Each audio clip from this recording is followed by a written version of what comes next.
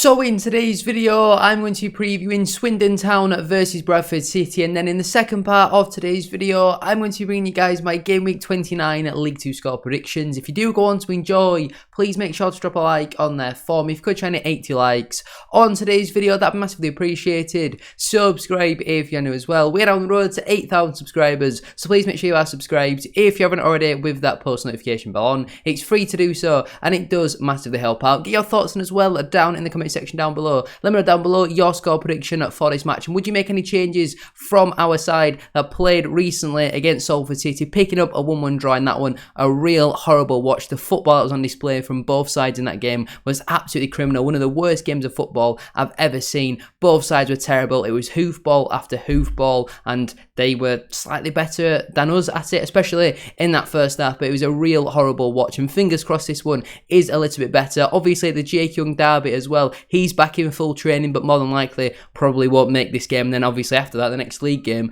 will be come February, and the January transfer window would have closed by then. We'll know 100% what club Jake Young is going to be at by the time that does obviously come around. But make sure to drop a like on there for me, subscribe if you're new as well, and let's get into it. Starting out then with the current Sky Bet League 2 table, my team Bradford City, we currently sit 16th in the table. After 28 matches, we've got 9 wins, 9 draws and 10 defeats, scoring 35 goals and conceding at 37. That leaves us on a -2 goal difference and 36 points. Our last couple of matches have been a draw, a loss, and a draw. So some real poor run of form at this moment in time. I think we're 6 or 7 league games now without a win, which is simply not good enough. Them last couple of matches then being a 1-1 draw at home to Salford City, a 1-1 draw away at Colchester United, a 1-0 win away at Derby County in the Football League Trophy third round, a 4-2 defeat at home to Crawley Town, a 1-0 defeat away at Crewe Alexandra, and a 0-0 draw at home to Stockport County. If we compare that then to Swindon Town, they sit one place below us in 17th. After 28 matches, they've got 9 wins, 7 draws and 12 defeats, scoring 50 goals, but also conceding at 54. That leaves them on a -4 goal difference and 34 points.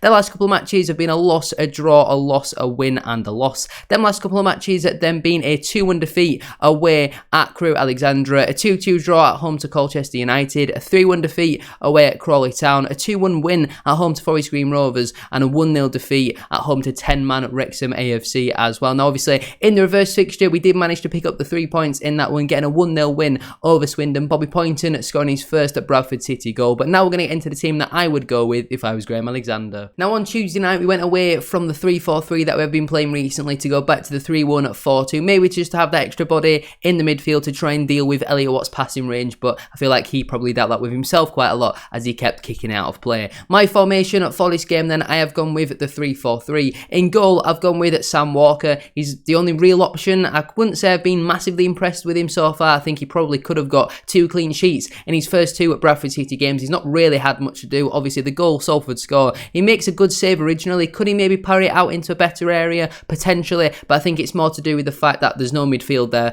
following up for the second ball, and then the strike that comes in, Walker's rooted to the spot. Again, maybe could he potentially save that one? I'm not so sure. Maybe he's potentially been wrong-footed there, but yeah, I wouldn't say I've been overly impressed with Walker so far, and especially with his goal kicks. It takes him like 20-30 seconds to take it, and that was really frustrating some of the fans on Tuesday night. Into the back 3 then, on the right side I've gone with Jonathan Tompkinson. I thought he was pretty solid on Tuesday, to be fair. Obviously at times, Matt Smith, big striker, trying to play on Tompkinson with him being I will probably say the least physical out of the 3 that would play on Tuesday, and I thought he dealt with him quite well at times. His distribution of the ball is quite good. He steps out very nicely for our goal as well to give the ball into Gilead originally, and for me personally deserves to stay in this side. In the middle, I've gone with Sam Stubbs. I thought again, absolutely brilliant on Tuesday night, playing slightly out of position as that left centre back. Obviously, it's not his natural position in a back 3. I think he certainly suits that middle role much better. I think he dealt with Matt Smith again at times very nicely. Their goal, I think it's more Liam Rideout being caught out of position. Obviously, Stubbs we know doesn't have pace, and he was always going to lose that. Could he have maybe taken a cynical foul? Potentially, but I certainly thought he had a really good game on Tuesday night. So for me personally, I put him in the middle. And on the left side, I've gone with Kieran Kelly. Again, I'm still not sure why he's not in this starting 11. He has been one of our better players over the last couple of weeks and months. I've been banging on about it now for the last few games when he hasn't been in the side, and it's really baffling to me how Ash Taylor is getting starts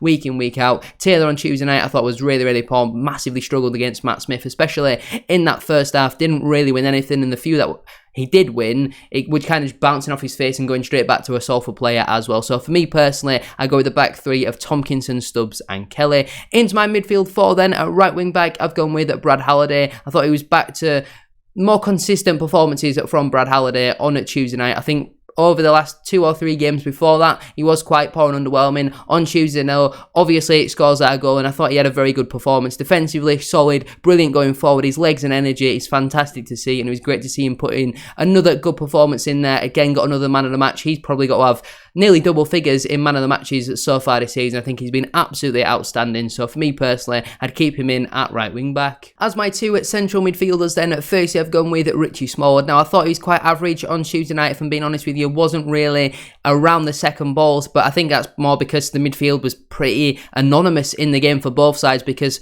both teams, as soon as it went to their centre half, they were booming it up to their strikers, and then when their strikers didn't win it, the opposite team's defenders were then booming it up to their strikers. So the midfield in the game was kind of irrelevant. His set pieces were really, really disappointing. A number of them just not quite going where you want them to be. He made a couple of dodgy passes as well during the game. So we all know how much I like Smallwood. I think he's been very good over the last couple of months under Graham Alexander, but I thought on Tuesday night certainly wasn't his greatest performance, but again, I'd still keep him in this side. And partnering him, I've gone with Kevin McDonald. He was on the pitch for maybe 5-10 minutes on Tuesday night, and he was one of our best players in the whole game. He was actually someone who wanted to get the ball down on the deck and play football. And I know it's not necessarily Alexander's style of play, but McDonald is someone who's got that calmness on the ball. He's got the composure to pick a pass. And for me personally, we need someone of that quality in this side. Yes, he's not quite got the legs and energy, and maybe after 60-65 minutes you do look to change it, because obviously he's not played too much football recently. But McDonald for me needs to be in this team at this moment in time. And at left wing back, I've gone with Alex Gilead. He deserves to stay in this side, but if I'm going with Smallwood and McDonald in the midfield, Gilead probably gets pushed out to left wing back. Now Lewis Richards, again similar to Jake Young, took part in full training today, but again there's doubts over whether he will be available for selection at the weekend. Whoever plays in this role, it cannot be Liam Rideout. I'm sick of seeing him. You all know my thoughts on him. Simply not good enough to play for Bradford City, and Gilead, even as a right winger, central midfielder, whatever you want to call him, would do a much better job at left wing back in my opinion. So I'd go with my midfield 4 as Brad Halliday, Richie Smallwood, Kevin McDonald and Alex Gilead. Into my front 3 then, on the right side I've gone with Harry Chapman. Now I was really surprised to see him be dropped on Tuesday night, if I'm being honest with you. I thought he was one of our better players against Colchester. Ricardo came into the side, and while he was a little bit better than normal, again it still didn't quite impact it as much as what I would like to see. Chapman wasn't really involved too much when he came on as a substitute. I felt like he got a decent amount of time on the pitch, but it looked like Chapman didn't really know where he was playing. And sometimes he was playing as a second striker, sometimes he was playing as the right winger. It was all a little bit confusing, but Chapman for me, obviously it was the same place where he got that really bad hamstring injury last season, so touch wood that doesn't happen again. But Chapman for me, if he's fit and available, he's got to be in the starting 11 at this moment in time. Someone with natural width and ability to get balls into the box. He did actually put a free kick into the box and it was absolutely awful, even worse than Smallwood set pieces, so he certainly needs to be much better with that. But Chapman for me starts on the right hand side. As a striker, I've gone with Andy Cook. I was really frustrated with him on Tuesday night. Yes, he didn't have any service, and I feel a little bit sorry for him from that point of view, but sometimes you've got to make your own luck, and sometimes you've got to be part of the build-up play to create them chances, and especially in that first half, he barely won anything, and that was a real frustration of mine from Andy Cook's point of view. But we all know how good he has been for us so far this season, and with Jake Young being touch and go, Tyler Smith not really able to lead the line on his own, Matt Derbyshire is a granddad, I feel like Andy Cook is your only real option to play as that number 9. And as a left winger, I've gone with Tyreek Wright. Obviously, we're still building up his minutes and sharpness and all that sort of stuff. He got 60-65 minutes on Tuesday. In this one against Swindon, hopefully he can get 70-75 under his belt while we do build up his fitness. And I feel like the odd flash of glimpses that we saw from Wright were promising, but again didn't really have much service, similar to Andy Cook. Obviously them two played as strikers on Tuesday night. I'm not really too sure about Tyreek Wright as a striker, if I'm being honest with you. I certainly think he plays much better as that left winger. Had a chance early on in that second half which he definitely should have scored, but Wright for me should definitely stay in this side. On the bench then for me, I've gone with Colin Doyle, Matty Platt, Lewis Richards, Bobby Poynton, Clark Adore, Jake Young and also Tyler Smith. The players currently unavailable are Daniel Ugoke, Alex Patterson and Jamie Walker, which means the players who will miss out then through selection would be Ash Taylor, Liam Rideout, Adam Wilson, Rayhan Tulloch, who is still at the football club, and also Matt Derbyshire. Now then, we're going to get into my game week 29 League 2 score predictions. Now this weekend, I believe it is the 4th round of the FA Cup, so there has been a few games postponed because of that, and that is where we start out with the Friday night kickoff between Harrogate Town and Newport County. That one has been postponed. I believe Newport are playing Manchester United in that one. AFC Wimbledon versus Mansfield Town. I'm going to back the Stags for a 1-0 away win. Crewe Alexandra versus Salford City. I'm backing Crewe for a 2-1 win. Doncaster Rovers versus Stockport County. I think finishes in a 2-0 away win for Stockport. Forest Green Rovers versus Accrington Stanley. I think finishes in a 1-1 draw. Grimsby Town versus Tranmere Rovers. I think finishes in a 2-1 home win for the Mariners.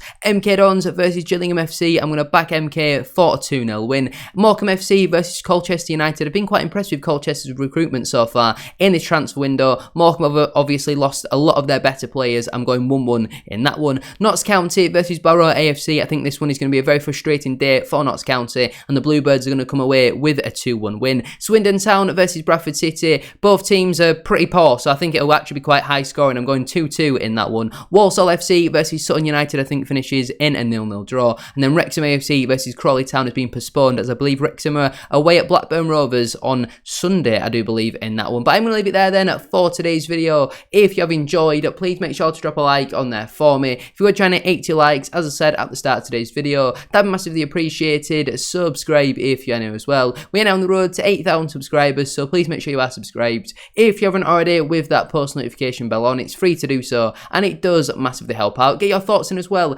down in the comment section down below. Let me know down below your score prediction for this match, and what would your starting 11 be as well? Would you make any changes from our 1-1 draw at home to Salford City? I obviously won't be in attendance of this game, but there'll probably be some sort of post-match reaction coming out for you on Saturday night. But thank you all for watching. Have a great rest of your day, and I'll see you all very soon for another one. Peace.